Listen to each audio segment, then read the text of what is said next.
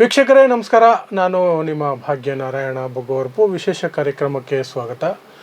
ಇವತ್ತು ನಾವು ನಿಮಗೆ ಒಬ್ಬರನ್ನ ಪರಿಚಯ ಮಾಡಿಸ್ತೀನಿ. ಅವರು ಯಾರಿಗಾದರೂ ಆರೋಗ್ಯದಲ್ಲಿ ವ್ಯತ್ಯಯ ಆದಾಗ ಅಥವಾ ದೊಡ್ಡ ಮಟ್ಟದ ಚಿಕಿತ್ಸೆ ವೆಚ್ಚವನ್ನು ಭರಿಸುವ ಶಕ್ತಿ ಇಲ್ಲದವರಿಗೆ, ಆಸ್ಪತ್ರೆ ಖರ್ಚುಗಳನ್ನು ಭರಿಸುವ ಶಕ್ತಿ ಇಲ್ಲದವರಿಗೆ ಸಮಸ್ಯೆಗಳಾದಾಗ, ಆರೋಗ್ಯ ಸಮಸ್ಯೆ ಆದಾಗ, ಅದು ಎಷ್ಟು ದೊಡ್ಡ ಮೊತ್ತದ ಸಮಸ್ಯೆನೇ ಆಗಿರಲಿ, ಅವರು ಕ್ರೌಡ್ ಫಂಡಿಂಗ್ ಮಾಡಿಸಿ ಜನರಿಂದ ಹಣವನ್ನು ತಮ್ಮ ಕಾಂಟ್ಯಾಕ್ಟ್ಗಳ ಮೂಲಕ ಶೇಖರಣೆ ಮಾಡಿ, ಸಂಗ್ರಹ ಮಾಡಿ ಆ ಪೇಷಂಟ್ಗೆ ಅನುಕೂಲ ಮಾಡಿಕೊಡುವಂತಹ ಅಥವಾ ಅವರಿಗೆ ಸಹಾಯ ಮಾಡುವ ಕಾರ್ಯದಲ್ಲಿ ತೊಡಗಿಸ್ಕೊಂಡಿದ್ದಾರೆ. ಸೊ ಅವರು ಧರ್ಮಾತೀತವಾಗಿ, ಜಾತ್ಯತೀತವಾಗಿ, ಯಾರೇ ವ್ಯಕ್ತಿ ಆಗಿರ್ಬೋದು, ಯಾವ ಧರ್ಮ ಆಗಿರ್ಬೋದು, ಯಾವ ಜಾತಿ ಆಗಿರ್ಬೋದು, ಅದನ್ನು ಲೆಕ್ಕಕ್ಕೆ ತೆಗೆದುಕೊಳ್ಳದೆ ಕೇವಲ ಅವರ ಉದ್ದೇಶ ಇರುವಂತಹದ್ದು, ಒಂದು ವ್ಯಕ್ತಿಗೆ ಆರೋಗ್ಯದಲ್ಲಿ ಸಮಸ್ಯೆ ಆಗಿದೆ, ಚಿಕಿತ್ಸೆಗೆ ಅವರಲ್ಲಿ ಹಣ ಎಲ್ಲ ಬಡತನದಲ್ಲಿದ್ದಾರೆ ಅಂತ ಗೊತ್ತಾದರೆ, ಅಥವಾ ಅವರಲ್ಲಿ ಸಹಾಯವನ್ನು ಯಾರಾದರೂ ಬಯಸಿ ಬಂದರೆ ಅವರು ಈ ಕಾರ್ಯವನ್ನು ಮಾಡಿಕೊಡ್ತಿದ್ದಾರೆ.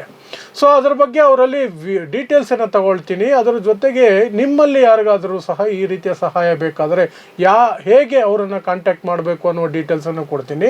ಅದರ ಜೊತೆಗೆ ಆ ಸಂಘಟನೆ ಏನು, ಆ ಸಂಘಟನೆ ವಿಚಾರವಾಗಿ ಇರುವಂತಹ ಇತರೆ ವಿಚಾರಗಳನ್ನು ಸಹ ಅವ್ರ ಬಾಯಲ್ಲೇ ಕೇಳಿ ತಿಳ್ಕೊಳ್ಳುವಂತಹ ಪ್ರಯತ್ನವನ್ನು ಮಾಡೋಣ. ಸೊ ನಮ್ಮ ಜೊತೆಯಲ್ಲಿ ಇವತ್ತಿದ್ದಾರೆ ಫಯಾಜ್ ಮಾಡೂರು, ದಕ್ಷಿಣ ಕನ್ನಡ ಜಿಲ್ಲೆಯಿಂದ ಅವರು ಬರ್ತಾರೆ. FM ಟೀಮ್ ಅನ್ನುವಂತಹದ್ದು ಅವ್ರದ್ದು ತಂಡ. ಆ ತಂಡದ ಮೂಲಕ ಅವರು ಎಲ್ಲ ಈ ಕಾರ್ಯಗಳನ್ನು ಮಾಡ್ತಿದ್ದಾರೆ. ಸರ್ ಫಯಾಜ್ ಅವರೇ ನಮಸ್ಕಾರ. ಕಾರ್ಯಕ್ರಮಕ್ಕೆ ಸ್ವಾಗತ. ನಮಸ್ಕಾರ ಸರ್. ಸೊ ಮೊದಲಿಗೆ ನಿಮ್ಮ ಸಂಸ್ಥೆಯ ಸಂಕ್ಷಿಪ್ತ ವಿವರವನ್ನು ಕೊಡಿ. ಏನು ಮಾಡ್ತೀರಿ ಮತ್ತು ನಿಮ್ಮನ್ನು ಹೇಗೆ ಕಾಂಟ್ಯಾಕ್ಟ್ ಮಾಡಬೇಕು ಅಂತ. ಸರ್, ಮೊದಲನೇದಾಗಿ ನಮ್ಮನ್ನು ಕಾಂಟ್ಯಾಕ್ಟ್ ಮಾಡೋದಂದರೆ, ನನ್ನ ನಂಬರ್ ದಕ್ಷಿಣ ಕನ್ನಡ ಜಿಲ್ಲೆಯಲ್ಲಿ ಪ್ರತಿಯೊಬ್ಬರ ಹತ್ರ ಕೂಡ ನನ್ನ ನಂಬರನ್ನು ಸರ್ಕ್ಯುಲೇಟ್ ಮಾಡಿ ಆಗಿದೆ. ಜನರು ಇಲ್ಲಿ ಯಾರಿಗೆ ಏನಾದರೂ ಒಂದು ಹುಷಾರಿಲ್ಲ ಅಂದರೆ ಅವರು ಇಮಿಡಿಯೇಟಾಗಿ ನನ್ನನ್ನು ಕಾಂಟ್ಯಾಕ್ಟ್ ಮಾಡ್ತಾರೆ. ನನ್ನದು ಫೋನ್ ನಂಬರಿಗೆ ಕಾಂಟ್ಯಾಕ್ಟನ್ನು ಮಾಡ್ತಾರೆ. ಕಾಂಟ್ಯಾಕ್ಟ್ ಮಾಡಿದ ನಂತರ ನಾವೇನು ಮಾಡ್ತೇವೆ, ಅವ್ರ ಹತ್ರ ಹೇಳ್ತೇವೆ ವಾಟ್ಸಪ್ಪಲ್ಲಿ ನಂಬರ್ ಹೇಳಿಬಿಡಿ ಒಂದ್ಸಲ ಪ್ರೇಕ್ಷಕರಿಗೆ. ಇಲ್ಲಿ ಯಾರಿಗಾದ್ರೂ ಸಮಸ್ಯೆ ಇದ್ದಾಗ ಅಥವಾ ಇಲ್ಲಿ ಯಾರಿಗಾದರೂ ಏನಾದರೂ ಸಮಸ್ಯೆ ಇದ್ದರೆ ಕೂಡ ನನ್ನ ಒಂದು ಕಾಂಟ್ಯಾಕ್ಟ್ ನಂಬರ್ ಇದೆ 8867777771 8867777771 ಇದು ಇವರ ನಂಬರು. ಮತ್ತೆ ಹೇಳ್ತಿದ್ದೀನಿ, 8867777771 ಈ ನಂಬರ್ನ ದಯವಿಟ್ಟು ಬರೆದಿಟ್ಕೊಳ್ಳಿ. ಇನ್ ಕೇಸ್ ನಿಮಗೆ ಗೊತ್ತಿರೋರು, ಪರಿಚಯಸ್ಥರು ಯಾರಿಗೇ ಆಗಲಿ ಹಣದ ಸಮಸ್ಯೆ ಆದಾಗ ಚಿಕಿತ್ಸೆಗೆ ಆ ನಂಬರ್ಗೆ ನೀವು ಕರೆ ಮಾಡ್ಬೋದು. ಸರ್ ಮುಂದುವರಿಸಿ. ನನ್ನನ್ನು ಕಾಂಟ್ಯಾಕ್ಟ್ ಮಾಡಬೇಕಂದ್ರೆ, ಈಗ ಹುಷಾರಿಲ್ಲದಂದರೆ ನಾನು ಆರ್ಗನ್ ಟ್ರಾನ್ಸ್ಪ್ಲಾಂಟ್ ಏನಿದೆ ಅದರ ಬಗ್ಗೆ ಜಾಸ್ತಿಯಾಗಿ ಫೋಕಸ್ ಮಾಡಿ ನಾವು ಮಾಡುವಂಥದ್ದು ನನ್ನದು ಮೊದಲನೇ ಆದ್ಯತೆ ಆಗಿರ್ತದೆ. ಮೊದಲನೇದು, ನಾನು ಯಾವುದೇ ರೀತಿಯಾದಂಥ ಆಕ್ಸಿಡೆಂಟ್ ಕೇಸ್ಗಳನ್ನು ನಾನು ನನ್ನ ಸೋಷಲ್ ಮೀಡಿಯಾದಲ್ಲಿ ನಾನು ಪೋಸ್ಟನ್ನು ಶೇರ್ ಮಾಡೋದಿಲ್ಲ. ಯಾಕೆಂದರೆ ಅದಕ್ಕೆ ಇನ್ಶೂರೆನ್ಸ್ ಅಮೌಂಟು ಸಿಗ್ತದೆ. ಕೆಲವೊಂದು ನನ್ನ ಇಷ್ಟ ತನಕ ಇದರಲ್ಲಿ 2 ಕೇಸ್ ಮಾತ್ರ ನಾನು ಆಕ್ಸಿಡೆಂಟ್ ಕೇಸನ್ನು ನಾನು ಪೋಸ್ಟ್ ಮಾಡಿದೆ. ಅದಕ್ಕೆ ನೆಗೆಟಿವ್ ಆದಂಥ ತುಂಬ ಕಮೆಂಟ್ಸ್ ಬಂದ ಕಾರಣ ನಾನು ಅದರ ನಂತರ ಆ ವಿಷಯದಲ್ಲಿ ಯಾವುದೂ ಕೂಡ ನಾನು ಸೋಷಲ್ ಮೀಡಿಯಾದಲ್ಲಿ ನಾನು ಪೋಸ್ಟನ್ನು ಹಂಚಲಿಕ್ಕೆ ನಾನು ಹೋಗೋದಿಲ್ಲ. ಯಾಕಂದರೆ ಕೆಲವೊಂದು ಇನ್ಶೂರೆನ್ಸ್ ಇವರು ನಮ್ಮ ಹತ್ರ ಕಾಂಟ್ಯಾಕ್ಟ್ ಮಾಡಿ ಹೇಳ್ತಾರೆ, ಅವರಿಗೆ ಇನ್ಶೂರೆನ್ಸ್ ಅಮೌಂಟ್ ಏನಿರುತ್ತೆ ನಾವು ಮೊದಲನೇದಾಗಿ ಅವ್ರದ್ದು ಡಾಕ್ಯುಮೆಂಟ್ ಎಲ್ಲ ಕ್ಲಿಯರ್ ಇತ್ತಂದರೆ ನಾವು ಇನ್ಶೂರೆನ್ಸ್ ಕ್ಲೈಮ್ ಮಾಡಿ ಕೊಡ್ತೇವೆ. ಇಲ್ಲ ನಮ್ಮ ಕಡೆಯಿಂದ ಏನಾದರೂ ಕಾಂಟ್ರಿಬ್ಯೂಟ್ ಮಾಡಿ ಮತ್ತೇನಾದರೂ ಅವರು ಇದು ಮಾಡಿ ಮಾಡ್ಬೋದಲ್ಲ, ಆ ರೀತಿಯ ಒಂದು ಇದು ನಮಗೆ ಇಷ್ಟ ತನಕ ಬಂದಂಥ ಒಂದು ಮಾಹಿತಿ ಆಗಿರ್ತದೆ ಸರ್. ಓಕೆ. ಸೊ ಈಗ ನಿಮ್ಮ ಆರ್ಗನೈಸೇಷನ್ ಕಡೆಯಿಂದ ಇಲ್ಲಿಯವರೆಗೆ ಎಷ್ಟು ಪೇಷಂಟ್ಸ್ಗಳಿಗೆ ಹೆಲ್ಪ್ ಮಾಡಿದ್ದೀರಿ ಮತ್ತು ಯಾವ್ಯಾವ ರೀತಿಯಲ್ಲಿ ಅವ್ರಿಗೆ ಸಹಾಯ ಮಾಡಿದ್ದೀರಿ? ನಾನು ಇಷ್ಟ ತನಕ ಯಾವುದು ಕೂಡ ನನ್ನ ಫೇಸ್ಬುಕ್ ಪೇಜಲ್ಲಿ ಎಲ್ಲವೂ ಕೂಡ ಇರುತ್ತದೆ. ನನ್ನ ಲೆಕ್ಕ ಹಾಕಲಿಕ್ಕೆ ಇವತ್ತು ತನಕ ಹೋಗಲಿಲ್ಲ. ಸುಮಾರು 2019ರಿಂದ ನಾವು ಸ್ಟಾರ್ಟ್ ಮಾಡ್ತಾ ಬಂದಿದ್ದೇವೆ. ಈಗ ನಮಗೆ 2025ವರೆಗೆ ಕೂಡ ಎಷ್ಟು ಪೇಷಂಟ್ ಆಗಿದೆ ಅಂತಂದು ನನಗೆ ನಿಜವಾಗ್ಲೂ ನನಗೆ ಲೆಕ್ಕ ಇಲ್ಲ. ಬಟ್ ಎಲ್ಲವೂ ಕೂಡ ನನ್ನ ಫೇಸ್ಬುಕ್ ಪೇಜಲ್ಲಿ ಇರುತ್ತೆ. ಎಲ್ಲವೂ ಕೂಡ ನಾನು ಅದರಲ್ಲೇ ಪೋಸ್ಟ್ ಇಡ್ತೇನೆ. ಏಕೆಂದರೆ ಮೊದಲು ಟೀಮಾಗಿ ನಮ್ಮ ವರ್ಕ್ ಮಾಡ್ತಾಯಿದ್ರು ಕೂಡ ನಾವೆಲ್ಲವೂ ಕೂಡ ಫೇಸ್ಬುಕ್ಕಲ್ಲೇ ನಾವು ಹಂಚ್ತಾ ಇದ್ದದ್ದು. ಬಟ್ ನಾನು ಯಾವುದು ಲೆಕ್ಕ ನಾನು ಇಷ್ಟ ತನಕ ನಾನು ಇಡಲಿಲ್ಲ. ಓಕೆ. ಸೊ ಈಗ ನಿಮ್ಮ ಆರ್ಗನೈಸೇಷನ್ನಲ್ಲಿ ಎಷ್ಟು ಜನ ಇದ್ದೀರಿ ಮತ್ತು ಹೇಗೆ ಈ ಆಲೋಚನೆ ಹುಟ್ಕೊಳ್ತು, ಈ ರೀತಿಯಾದಂತಹ ಒಂದು ಕೆಲಸ ಶುರು ಮಾಡಬೇಕು ಅನ್ನೋದಕ್ಕೆ ಏನಾದ್ರು ಸ್ಫೂರ್ತಿ ಇತ್ತ, ಘಟನೆ ಇತ್ತ, ಏನಾಯಿತು ಅಂತ? ನಾನು ಮೊದಲು ನಮ್ಮ ಬ್ಲಡ್ ಡೋನರ್ಸ್ ಮಂಗಳೂರು ಸಂಸ್ಥೆಯ ಒಂದು ಖಜಾಂಚಿ ಟ್ರೆಜರರ್ ಆಗಿದ್ದೆ ನಾನು. ಅದರಲ್ಲಿ ನಿರಂತರವಾಗಿ ನಾನು ಸೋಷಲ್ ವರ್ಕ್ ಮಾಡ್ತಾನೇ ಇದ್ದೆ. ತದನಂತರ ನಾವು ಒಂದು ನಮ್ಮದು ಕೋವಿಡ್ ಬಂದ ಸಂದರ್ಭದಲ್ಲಿ ನಾವೊಂದು ದಕ್ಷಿಣ ಕನ್ನಡ ಜಿಲ್ಲೆಯ ಎಲ್ಲ ಒಂದು ಗ್ರೂಪನ್ನು ಒಗ್ಗೂಡಿಸಿ ಒಂದು ಟೀಮನ್ನು ಮಾಡ್ತೇವೆ, ಎಮರ್ಜೆನ್ಸಿ ಹೆಲ್ಪ್ಲೈನ್ ಅಂತ. ಅದರಲ್ಲಿ ತುಂಬ ಜನ ನಮ್ಮನ್ನು ಸಂಪರ್ಕಿಸ್ತಾರೆ ಎಲ್ಲ ವಿಷಯದಲ್ಲಿ. ಆಗ ನಾವು ಏನು ಸೋಷಲ್ ವರ್ಕ್ ಮಾಡ್ತಾಯಿದ್ವಿ, ತುಂಬ ಜನರು ನಮ್ಮ ಕಾಂಟ್ಯಾಕ್ಟಲ್ಲಿದ್ದಂಥವ್ರು, ತುಂಬ ಜನ ನಮಗೆ ಆ ಸಂದರ್ಭದಲ್ಲಿ ಒಳ್ಳೆಯ ಒಂದು ರೀತಿಯಾದಂಥ ಉತ್ತಮವಾದ ಒಂದು ಇದನ್ನು ನಮಗೆ ಕೊಡ್ತಾ ಬರ್ತಾಯಿದ್ರು. ಏನೇ ಒಂದು ಸಮಸ್ಯೆ ಇದ್ದರೂ ಕೂಡ ಇಮಿಡಿಯೇಟಾಗಿ ಅದಕ್ಕೆ ಪ್ರಾಬ್ಲಮನ್ನು ಸಾಲ್ವ್ ಮಾಡ್ತಿದ್ವಿ ಎಮರ್ಜೆನ್ಸಿ ಹೆಲ್ಪ್ಲೈನಿಂದ. ಆಗ ನಮ್ಮ ಟೀಮ್ ಒಟ್ಟಿಗೆ ಒಂದು ಒಳ್ಳೆಯ ಇದರಲ್ಲಿ ನಾವು ಕೆಲಸ ಮಾಡ್ಕೊಂಡು ಹೋದಾಗ ನಮ್ಮದು ಸೋಷಿಯಲ್ ಮೀಡಿಯಾದಲ್ಲಿ ನಾವು ಈ ರೀತಿಯಾದಂಥ ಒಂದು ಪ್ಲ್ಯಾಟ್ಫಾರ್ಮನ್ನು ನಾವು ಯೂಸ್ ಮಾಡ್ತಾ ಇರಲಿಲ್ಲ. ನನ್ನ ಆತ್ಮೀಯ ಗೆಳೆಯಾದಂಥ ಇಲಿಯಾಸ್ ಮಂಗಳೂರು ಒಳ್ಳೆಯ ಒಂದು ಸೋಷಲ್ ವರ್ಕರ್, ಅವರು ನಮ್ಮ ಟೀಮಿನ ಒಂದು ಲೀಡ್ ಮಾಡ್ತಾ ಹೋಗ್ತಾಯಿದ್ರು. ಅವರು ಹೇಳ್ತಾರೆ, ಈ ಥರ ಒಂದು ಕಲ್ಲಾಪಲ್ಲಿ ಒಂದು ಕೇಸ್ ಇದೆ, ಅದರ ಬಗ್ಗೆ ನೀವೊಂದು ಜಸ್ಟ್ ನೋಡ್ಕೊಂಡು ಬನ್ನಿ ಅಂತ. ನಾನು ಹೇಳಿದೆ, ಓಕೆ ನಾನು ಹೋಗಿ ನೋಡ್ತೇನೆ. ನೋಡಿದಾಗ ಅಲ್ಲಿ ಒಂದು ವಿಡಿಯೋ ಶೂಟ್ ಮಾಡುವಂಥ ಒಂದು ಪರಿಸ್ಥಿತಿ ಬಂತು. ಆ ಸಂದರ್ಭದಲ್ಲಿ 30 ಲಕ್ಷ ಲಿವರ್ ಟ್ರಾನ್ಸ್ಪ್ಲಾಂಟಿಗೆ ಹಾಸ್ಪಿಟಲ್ ಕಡೆಯಿಂದ ಎಸ್ಟಿಮೇಷನ್ ಇತ್ತು. ಆಗ ಈ ಕ್ರೌಡ್ ಫಂಡಿಂಗ್ ಮಾಡುವುದು ನಮಗೆ ಅದರ ಬಗ್ಗೆ ತುಂಬ ನಮಗೆ ನಾಲೆಜ್ ಇರಲಿಲ್ಲ, ನಮ್ಮ ಟೀಮಿಗೆ ಸಹ ಇರಲಿಲ್ಲ. ನಾವೇನು ಮಾಡಿದ್ವಿ, ನಾನು ಈ ಫಿರೋಜ್ ಕುಂಡುಂಪರಮಿಲ್ ಎನ್ನುವ ಕೇರಳದಿಂದ ಇವನ ಒಂದು ಎಲ್ಲ ವೀಡಿಯೋವನ್ನು ನಾನು ಆ ಸಂದರ್ಭದಲ್ಲಿ ನೋಡ್ತಾ ಇದ್ದೆ. ನನ್ನ ಮನಸ್ಸಲ್ಲಿ ಬರ್ತಾಯಿತ್ತು, ದಕ್ಷಿಣ ಕನ್ನಡದಲ್ಲಿ ಜಿಲ್ಲೆಯಲ್ಲಿ ಯಾಕೆ ಈ ಥರದ್ದು ಒಂದು ಜನ ಇಲ್ಲ, ನನ್ನ ಮನಸ್ಸಲ್ಲಿ ಒಂದು ಇದು ಬರ್ತಾ ಇದ್ದ. ನಾನು ಆ ಸಂದರ್ಭದಲ್ಲಿ ನಾನು ಹೇಳಿದೆ ಇಲಿಯಾಸ್ ಮಂಗಳೂರಿಗೆ, ನಾನು ಹೇಳಿದೆ, ಸರ್ ನೀವು ಇದನ್ನು ಮಾಡಬೇಕಂತ. ಅವರು ಹೇಳಿದರೆ, ನಾನು ಈ ಸಂದರ್ಭದಲ್ಲಿ ಸೋಷಲ್ ಮೀಡಿಯಾದ ಮುಂದೆ ನಾನು ಬರೋದಿಲ್ಲ, ಫಯಾಜ್ ಭಾಯ್ ನೀವೇ ಅದನ್ನು ಮುಂದೆ ಮಾಡಿಕೊಂಡು ಹೋಗಿ ಅಂತ ಅವರು ಹೇಳ್ತಾರೆ. ನನ್ನ ಹತ್ರ ಒಂದು ಸಜೆಷನ್ ಹೇಳ್ತಾರೆ.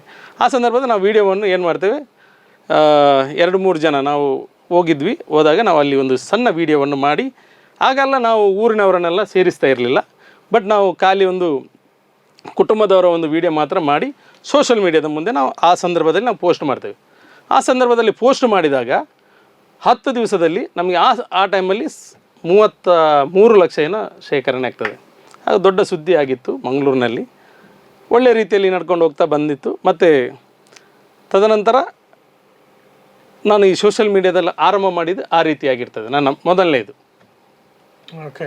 ಸೊ ಈಗ ಯಾವುದೇ ಕೆಲಸ ಮಾಡಬೇಕಾದ್ರೆ ಅಲ್ಲಿ ದುಡ್ಡು ಇದೆ ಅನ್ನೋದಾದರೆ, ದುಡ್ಡು ಶೇಖರಣೆ ಆಗುತ್ತೆ, ಅಮೌಂಟ್ಗಳು ಕಲೆಕ್ಟ್ ಮಾಡ್ತೀರಿ ಅಂದಾಗ ಕೆಲವು ಆಪಾದನೆಗಳು ಸಹ ಬರ್ತದೆ 100%.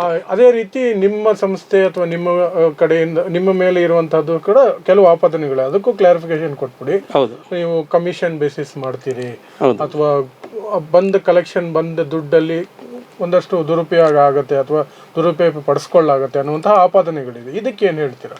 ನೋಡಿ, ಯಾವುದೇ ರೀತಿಯಾದಂಥ ಕಮಿಷನನ್ನು ನಾವು ಪಡೆಯುವುದಿಲ್ಲ.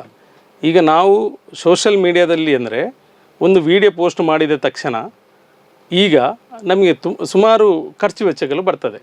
ಯಾಕಂದರೆ ಪ್ರಮೋಷನ್ ಮಾಡಲೇಬೇಕಾಗುತ್ತೆ. ಈಗ ಗೂಗಲ್ ಪೇದು RBI ಒಂದು ರೂಲ್ಸ್ ಇದೆ, ಖಾಲಿ 18 ಟ್ರಾನ್ಸಾಕ್ಷನ್ ಆದಾಗ ಗೂಗಲ್ ಪೇಯಲ್ಲಿ ಅದು 100 ರೂಪಾಯಿಗೆ ಹಾಕಿದರೂ ಕೂಡ 1800 ಅಕೌಂಟು ಬ್ಲಾಕ್ ಆಗುತ್ತೆ. ಆ ಸಂದರ್ಭದಲ್ಲಿ ನೆಕ್ಸ್ಟ್ ಆ ವಿಡಿಯೋ ಜನರಿಗೆ ಹೋಗಿ ಮುಟ್ಟುವುದಿಲ್ಲ. ಅದನ್ನು ಏನು ಮಾಡ್ತೇವೆ, ನಾವು ಪ್ರಮೋಷನ್ ಹೊಡಿತೇವೆ ಫೇಸ್ಬುಕ್ ಪೇಜಲ್ಲಿ ಎಲ್ಲ. ಮೊದಲೆಲ್ಲ ಅದು ಫ್ರೀಯಾಗಿ ಜನರಿಗೆ ರೀಚ್ ಆಗ್ತಾಯಿತ್ತು. ಈಗೆಲ್ಲ ಫೇಸ್ಬುಕ್, ಇನ್ಸ್ಟಾಗ್ರಾಮಲ್ಲೆಲ್ಲ ಅದರಲ್ಲಿ ಪ್ರಮೋಷನ್ ಮಾಡಿದರೆ ಮಾತ್ರ ಅದು ಜನರಿಗೆ ಹೋಗಿ ತಲುಪ್ತದೆ ಸರ್. ಹಾಗಾಗಿ ಅದರಿಂದ ನಾವೀಗ ಈಗ ನಾವು ಮಾಡುವಂಥ ವೀಡಿಯೋದಲ್ಲಿ ಎಲ್ಲ ಕೂಡ ಕಮಿಟಿ ಆಗಿರ್ತದೆ. ಅಲ್ಲಿಯ ಜನರನ್ನು ನಾವು ಹೇಳ್ತೇವೆ, ಮೊದಲೇ ಈ ಥರದೊಂದು ವಿಷಯ ಇದೆ, ಅದರಲ್ಲಿ ನಾವು ಎಷ್ಟು ಎಕ್ಸ್ಪೆನ್ಸ್ ಬರ್ತದೆ ಎಂದರೂ ಕೂಡ ನಾವು ಅದನ್ನು ಜನರಿಗೆ ತೋರಿಸುವಂಥ ಒಂದು ವ್ಯವಸ್ಥೆಯನ್ನು ಅಲ್ಲಿ ಮಾಡ್ತೇವೆ. ಅಲ್ಲಿ ಆ ಊರಿನ ಜಮಾತಿನವರ ಹತ್ರ ಕೂಡ ಅದರ ಬಗ್ಗೆ ಕ್ಲಿಯರ್ ಆದಂಥ ಕ್ಲಾರಿಫಿಕೇಷನ್ ಹೇಳಿಬಿಟ್ಟು ನಾವು ಅಲ್ಲಿ ಇದು ಮಾಡ್ತೇವೆ ಸರ್.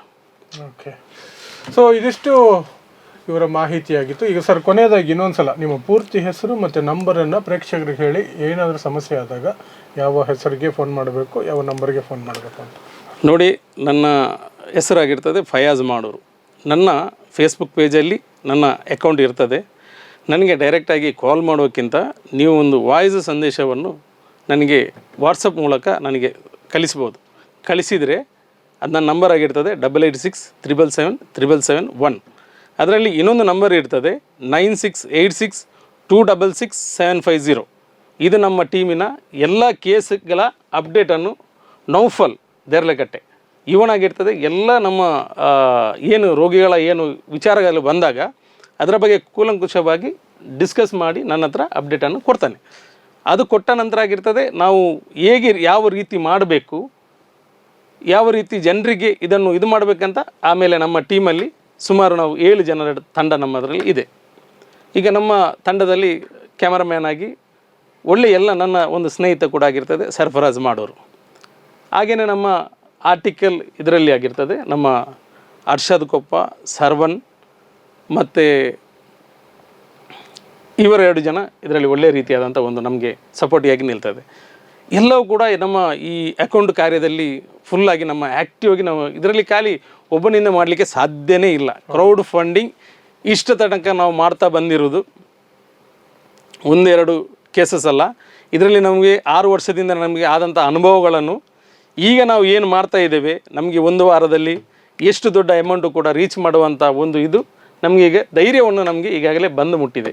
ಫಯಾಜ್ ಅವರು, ಈಗ ಪ್ರತಿಯೊಂದು ಈ ರೀತಿ ಕಾರ್ಯಗಳಲ್ಲೂ ಕೂಡ ಒಂದಷ್ಟು ಫೇಕ್ ನ್ಯೂಸ್ಗಳು ಬರ್ತಿರ್ತವೆ. ಯಾರೋ ಸುಮ್ಮನೆ ವಿಡಿಯೋ ಹಾಕ್ತಾರೆ, ಯಾವುದೋ ಅಕೌಂಟ್ ನಂಬರ್ ಹಾಕಿರ್ತಾರೆ ಅಥವಾ ಸ್ಕ್ಯಾನ್ ಹಾಕಿರ್ತಾರೆ, ಅದಕ್ಕೆ ಜನ ದುಡ್ಡು ಹಾಕೋದು, ಅದೇನಾದ್ರು ನಡೆದು ಅದು ಫೇಕ್ ಆಗಿರ್ಬೋದು, ಫ್ರಾಡ್ ಆಗಿರ್ಬೋದು, ಏನೋ ಒಂದು ಸ್ಕ್ಯಾಮ್ ಆಗಿರ್ಬೋದು. ಸೊ ಅದನ್ನು ಹೇಗೆ ನೀವು ಯಾರೇ ಆಗಲಿ ಈ ರೀತಿಯಾದಂಥದ್ದು, ಈ ಯಾರೋ ಒಬ್ಬ ರೋಗಿ ಇದ್ದಾರೆ ಅವರಿಗೆ ಸಹಾಯ ಬೇಕು ಅಂತ ಹಾಕಿದಾಗ ಜನ ಹೇಗೆ ಅದನ್ನು ಗುರುತಿಸಬೇಕು? ಹೌದು, ಇದು ಒಳ್ಳೆಯ ಒಂದು ಕ್ವಶನ್ ಆಗಿರ್ತದೆ. ಈಗ ದಕ್ಷಿಣ ಕನ್ನಡ ಜಿಲ್ಲೆಯಲ್ಲಿ ಅಂದರೆ ತುಂಬ ಇಂಥ ಫೇಕ್ ವಿಡಿಯೋಗಳು ತುಂಬ ವೈರಲ್ ಆಗ್ತಾ ಇತ್ತು ಮೊದಲೆಲ್ಲ. ಈಗ ಜನರಿಗೆ ಯಾವ ರೀತಿ ಜೆನ್ಯೂನಿಟಿ ಇದೆ ಅಂದರೆ, ಒಂದು ಊರಿನಲ್ಲಿ ಎಲ್ಲರ ಜೊತೆ ಒಂದು ವಿಡಿಯೋ ಮಾಡಿ ಅದನ್ನು ಸೋಷಲ್ ಮೀಡಿಯಾದಲ್ಲಿ ಹಂಚಿದರೆ ಮಾತ್ರ ಅದು ಜನರು ಅದಕ್ಕೆ ಇದ್ದಾರೆ, ಅದರ ಹಿಂದೆ ಇದ್ದಾರೆ ಅಂತ ಹೇಳ್ಕೊಂಡು ಅದೊಂದು ಜೆನ್ಯೂನಿಟಿ ಅಂತ ಒಂದು ನಾನು ಭಾವಿಸ್ತೇನೆ. ಎರಡನೇದಾಗಿ, ಮೊದಲನೇದೇ ನಾವು ಅದರಲ್ಲಿ ಡೇಟ್ ನೋಡಬೇಕು. ಯಾವ ಡೇಟಿಗೆ ಆ ವಿಡಿಯೋ ಪೋಸ್ಟ್ ಆಗಿರ್ತದೆ, ಅದರ ಹಿಂದ್ಗಡೆ ಯಾವ ಸಂಘಟನೆ ನಿಂತಿದೆ ಇದಾಗಿರ್ತದೆ. ಒಂದು ಅದರಲ್ಲಿ ಯಾವುದಾದ್ರೂ ಒಂದು ಸಂಘಟನೆ ಹೆಸರು ಅದು ಕಂಡಿದ್ರೆ ಅದು ನಿಜವಾಗ್ಲೂ ಜೆನ್ಯೂನಿಟಿ ಇರುವಂಥ, ಒರಿಜಿನಲ್ ಇರುವಂಥ ಒಂದು ವೀಡಿಯೋಸ್ ಆಗಿರ್ತದೆ. ಅದಲ್ಲದೆ ಖಾಲಿ ಸೋಷಲ್ ಮೀಡಿಯಾದಲ್ಲಿ ಬರೀ ಸ್ಕ್ಯಾನರ್ ಮುಖಾಂತರ ಬಂದರೆ ಇದಕ್ಕೆ ನನ್ನ ಒಂದು ಅಭಿಪ್ರಾಯ, ಈ ರೀತಿಯಾದಂಥ ಒಂದು ಇದಕ್ಕೆ ನೀವು ದುಡ್ಡು ಹಾಕೋದು ನನ್ನ ಇದರಲ್ಲಿ ಅದು ಸರಿ ಕಾಣೋದಿಲ್ಲ. ಯಾಕೆಂದರೆ ತುಂಬ ಫೇಕ್ ವೀಡಿಯೋಸ್ಗಳು ಅದರಲ್ಲಿ ಮೇನಾಗಿ ಮೋರ್ ಇನ್ಫಾರ್ಮೇಷನ್ ಕೊಟ್ಟಿರ್ತೇವೆ. ಅದರಲ್ಲಿ ಈಗ ಸ್ಕ್ಯಾನರ್ ಹಾಕಿದರೂ ಕೂಡ ಅದರಲ್ಲಿ ಹೆಸರು ಬರ್ತದೆ. ಅದು ಪ್ರಾಕ್ಟಿಕಲಾಗಿ ನಮ್ಮ ಇದರಲ್ಲಿ ಕೂಡ ಕ್ಲಿಯರಾಗಿ ಅದರದ್ದು ಹೆಸರಲ್ಲಿ ಮೆನ್ಷನ್ ಆಗಿರ್ತದೆ. ಗೂಗಲ್ ಪೇಯಲ್ಲಿ ಅದರ ಮುಂದ್ಗಡೆ ಹೆಸರು ಇರ್ತದೆ. ಈಗ ನಾವು ರೀಸೆಂಟಾಗಿ ಬಿತ್ತು ಅದರ ಹೆಸರು ಮುಂದ್ಗಡೆ ಪ್ರಶಾಂತ್ ರೈ ಅಂತ ಇರ್ತದೆ. ಅದರ ಮಿಸ್ಸಸ್ ಧರ್ಮಪತ್ನಿಯ ಅವ್ರದ್ದು ಕೂಡ ಹೆಸರು ಅದರಲ್ಲಿ ಇರ್ತದೆ. ಯಾರ್ದೆಲ್ಲ ನಾವು ಹೆಸರನ್ನು ಮೆನ್ಷನ್ ಮಾಡ್ತೇವೆ ಅದು ಇರ್ತದೆ. ಕೆಲವೊಂದು ವೀಡಿಯೋದಲ್ಲಿ ಏನಾಗುತ್ತೆ ಅಂದರೆ ಬರೀ ಸ್ಕ್ಯಾನರ್ ಮಾತ್ರ ಓಡಾಡ್ತಿದೆ. ಇನ್ಸ್ಟಾಗ್ರಾಮಲ್ಲಿ ಜಾಸ್ತಿ ಫೇಕರ್ ಅಕೌಂಟಲ್ಲಿ ಈ ಥರದ್ದು ಯಾವುದು ಹೆಲ್ಪ್ ಇದಂತ ಹೇಳ್ಕೊಂಡು ಪೇಜನ್ನು ಕ್ರಿಯೇಟ್ ಮಾಡ್ತಾರೆ. ಅದರಲ್ಲಿ ತುಂಬ ವೀಡಿಯೋಸು ಯಾವಾಗದು ವೀಡಿಯೋಸು ಜಾಸ್ತಿ ದಕ್ಷಿಣ ಕನ್ನಡ ಜಿಲ್ಲೆಯಲ್ಲಿ ಇಷ್ಟ ತನಕ ನಾನು ಮಾಡಿದಂಥ ವೀಡಿಯೋಕ್ಕೆ ಇಷ್ಟ ತನಕ ಅವರಿಗೆ ಫೇಕ್ ಮಾಡಲಿಕ್ಕೆ ಆಗಲಿಲ್ಲ. ಇದಾಗಿರ್ತದೆ ನಾವು ಯಾಕೆಂದರೆ ನಮ್ಮ ವೀಡಿಯೋದಲ್ಲಿ ಒಂದೇ ಕಂಟಿನ್ಯೂ ಆಗಿ ಏನಾದರೂ ಒಂದು ಪ್ಯಾಟರ್ನನ್ನು ನಾವು ಚೇಂಜ್ ಮಾಡ್ತಾನೆ ಬರ್ತದೆ. ಅದಕ್ಕಾಗಿ ಈ ನಮ್ಮ ಫೇಕ್ ಮಾಡೋರಿಗೆ ನಮ್ಮ ವೀಡಿಯೋವನ್ನು ಅವರ ಕೈಗೆ ಅಷ್ಟು ಸುಲಭದಲ್ಲಿ ಈಸಿಯಾಗಿ ನಾವು ಇದು ಮಾಡಲಿಕ್ಕೆ ನಾವು ಬಿಡ್ತಾ ಇಲ್ಲ. ಎರಡನೇದಾಗಿ ಕೆಲವೊಂದು ವೀಡಿಯೋಸ್ ಹಳೆ ವೀಡಿಯೋ ಕೂಡ ವೈರಲ್ ಆಗ್ತಾ ಇರ್ತದೆ. ಮೇನಾಗಿ ನೀವು ಡೇಟನ್ನು ಮೆನ್ಷನ್ ಮಾಡಿ, ಇಲ್ಲಾಂದರೆ ಕೆಳಗಡೆ ಇರುವಂಥ ಮೋರ್ ಇನ್ಫಾರ್ಮೇಷನ್ಗೆ ದುಡ್ಡು ಹಾಕೋ ಮೊದಲು ಇನ್ಫಾರ್ಮ್ ಕೇಳಿದರೂ ಕೂಡ ಆಗುತ್ತೆ. ಇಲ್ಲದಿದ್ದರೆ ಅದರಲ್ಲಿರುವಂಥ ಅಕೌಂಟ್ ಡೇಟ್ ಇದ್ದರೆ ಕೂಡ ತೊಂದರೆ ಇಲ್ಲ. ಅದರಲ್ಲಿ ಜನ ಇದ್ದಾರೆ ಊರಿನವರು, ನೀವು ದುಡ್ಡು ಹಾಕುವಂಥ ಯಾವುದೇ ಒಂದು ಸಂಶಯ ಬೇಡ, ಅದು ಅವರಿಗೆ ಹೋಗಿ ತಲುಪ್ತದೆ ಸರ್. ಓಕೆ. ಆಮೇಲೆ ನಿಮ್ಮ ಈ ತಂಡದ ಕಾರ್ಯಕ್ಕೆ ಇಲ್ಲಿವರೆಗೂ ಏನು ಒಂದು ಗುರುತಿಸುವಿಕೆ, ರೆಕಗ್ನಿಷನ್ ಏನು ಸಿಕ್ಕಿದೆ? ಪ್ರಶಸ್ತಿಗಳಾಗಿರ್ಬೋದು ಅಥವಾ ಗೌರವಗಳು ಏನು ಸಿಕ್ಕಿದೆ ಅಂತ? ಸರ್, ನನಗೆ ತುಂಬ ಜನ ಕರೀತಾರೆ ಪ್ರಶಸ್ತಿ ಅಂತಲ್ಲ, ನೀವು ಇಲ್ಲಿ ನಮ್ಮ ಒಂದು ಸನ್ಮಾನ ಕಾರ್ಯಕ್ರಮ ಇದೆ ಅದಕ್ಕೆ ನೀವು ಬಂದು ಇದು ಮಾಡಬೇಕಂತ.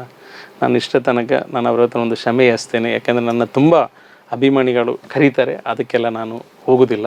ಯಾಕೆಂದರೆ ಹೋದರೆ ನೋಡಿ, ನಾವು ಪ್ರಶಸ್ತಿ ಸನ್ಮಾನ ಇದೆಲ್ಲ ಸಿಕ್ಕಿದರೆ ನಮಗೆ ಒಂದು ಅಹಂಕಾರ ಬರುವಂಥ ಒಂದು ಸಹಜ ಇದೆಲ್ಲ ನಾನು ತುಂಬ ಜನರನ್ನು ನಾವು ನೋಡಿದ್ದೇವೆ. ಅದು ನನಗೆ ಇಷ್ಟ ಇಲ್ಲ. ಅದು ನನಗೆ ಇಷ್ಟ ಇಲ್ಲದ ಒಂದು ಕಾರ್ಯಕ್ರಮ ಆಗಿರ್ತದೆ. ತುಂಬ ಜನರಲ್ಲಿ ಹೋದಾಗ ಕೂಡ ಅಲ್ಲಿ ಏನೋ ಒಂದು ಇದರಲ್ಲಿ ಅವರು ಮಾಡಿಬಿಡ್ತಾರೆ. ಅಲ್ಲಿ ನಾನು ಫೋಟೋಸು ಅಲ್ಲ ವೀಡಿಯೋಸು ಯಾರ ಹತ್ರ ಕೂಡ ನಾನು ಇದು ಮಾಡ್ತೇನೆ, ಅಂಥ ಕಾರ್ಯಗಳು ಮಾಡಬೇಡಿ ಅಂತ. ನನಗೆ ತುಂಬ ಜನ ಕರೆದಿದ್ದಾರೆ. ಇದಕ್ಕಿಂತ ಮೊದಲು ಎಷ್ಟೋ ಜನ ಕರೆದಿದ್ದಾರೆ, ನಾನು ಹೋಗಲಿಲ್ಲ, ಎಲ್ಲಿಯೂ ಕೂಡ ನಾನು ಇದಿಲ್ಲ. ಸರ್ಕಾರ ಕಡೆಯಿಂದ ಇಷ್ಟ ತನಕ ಯಾವುದೂ ಕೂಡ ನಾವು ಅದು ನೋಡಿ, ಸರ್ಕಾರದಿಂದ ಅಂದರೆ ನಾವು ಅರ್ಜಿ ಹಾಕಬೇಕಾಗತ್ತೆ. ಅರ್ಜಿ ಹಾಕ್ಕೊಂಡು ನಾವು ಪ್ರಶಸ್ತಿ ತೆಗೆಯುವಂಥ ಅರ್ಹತೆ ನಮಗೆ ಬೇಡ. ಏನಾದರೂ ಸರ್ಕಾರ ಗುರುತಿಸಿ ಏನಾದರೂ ಕೊಡುವುದಾದರೆ ನಾವು ಅದನ್ನು ಅಕ್ಸೆಪ್ಟ್ ಮಾಡಲಿಕ್ಕೆ ನಾವು ರೆಡಿ ಇದ್ದೇವೆ ಸರ್. ಸೊ ಇದಿಷ್ಟು ಫಯಾಜ್ ಮಾಡೂರ್ ಅವರ ಮಾತುಗಳು. ಅವರ ಸಂಖ್ಯೆಯನ್ನು ನಾನು ಮತ್ತೆ ಹೇಳ್ತೀನಿ. ಫೋನ್ ನಂಬರನ್ನು 8867777771 8867777771 ಇದು ಫಯಾಜ್ ಮಾಡೂರ್ ಅವರ ನಂಬರು. ಇದಕ್ಕೆ ಫೋನ್ ಮಾಡಿ ಅಥವಾ ವಾಟ್ಸಪ್ನಲ್ಲಿ ಸಂದೇಶ ಕಳಿಸೋ ಮೂಲಕ ಅವರು ಮತ್ತೆ ನಿಮ್ಮನ್ನು ಕಾಂಟ್ಯಾಕ್ಟ್ ಮಾಡ್ತಾರೆ. ಬೇಸಿಕಲಿ ಅವರು ಆರ್ಗನ್ ಟ್ರಾನ್ಸ್ಪ್ಲಾಂಟಿಗೆ ಹೆಚ್ಚು ಒತ್ತನ್ನು ಕೊಡ್ತಿದ್ದಾರೆ. ಅವರು ಮೊದಲೇ ಹೇಳಿದಂಗೆ ಆಕ್ಸಿಡೆಂಟ್ ಕೇಸುಗಳಲ್ಲಿ ಇನ್ಸೂರೆನ್ಸ್ ಇರೋದರಿಂದ ಅದರ ಬಗ್ಗೆ ಅಷ್ಟು ಇದಿರಲ್ಲ. ಆದರೂ ಅದರಲ್ಲೂ ಸಹ ನಿಜವಾಗ್ಲೂ ಸಹ ಏನಾದರೂ ಸಹಾಯ ಬೇಕಿದ್ದರೆ ಅವರು ಅದಕ್ಕೆ ಸ್ಪಂದಿಸೋದಕ್ಕೆ ಸಿದ್ಧವಾಗಿರ್ತಾರೆ. ಸೊ ಇದಿಷ್ಟು ಟೀಮ್ FM ಅನ್ನುವಂತಹ ತಂಡ ನಡೆಸ್ತಾ ಇರುವಂತಹ ಆರೋಗ್ಯ ಕ್ಷೇತ್ರದಲ್ಲಿ ಅಸಹಾಯಕರಿಗೆ ಅಥವಾ ಬಡವರಿಗೆ ಏನಾದರೂ ಸಮಸ್ಯೆಗಳಾದಾಗ ಅವರಿಗೆ ಸಹಕಾರ ಮಾಡಿಕೊಡುವಂತಹ ಕೆಲಸ ನಡೀತಾ ಇದೆ. ಫಯಾಜ್ ಮಾಡೂರವರೇ, ಇಷ್ಟೊತ್ತು ನಮ್ಮ ಜೊತೆ ಮಾಹಿತಿ ಹಂಚಿಕೊಂಡಿದ್ದಕ್ಕೆ ಧನ್ಯವಾದಗಳು. ಪ್ರೇಕ್ಷಕರೇ, ಇದು ನಮ್ಮ ಇವತ್ತಿನ ವಿಶೇಷ ಕಾರ್ಯಕ್ರಮ. ನೋಡ್ತಾ ಇರಿ ಸಮಾಜಕ್ಕಾಗಿ ಕನ್ನಡ 1 ನ್ಯೂಸ್. ನಮಸ್ಕಾರ.